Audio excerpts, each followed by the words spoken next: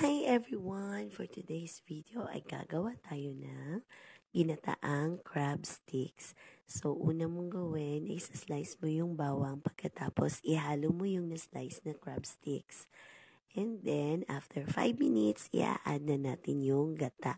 Pwede namang hindi artificial yung gata ang gagamitin mo.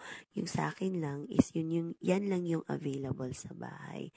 And after another 5 minutes, i-add mo na yung malunggay. So, ganyan lang po kasimple ang ating recipe for today. So, dagdag ka lang ng konting pagpalasa kasi yung artificial na gata na ginamit ko ay may malasa na siya. Konting asin lang ang nilagay ko at saka paminta.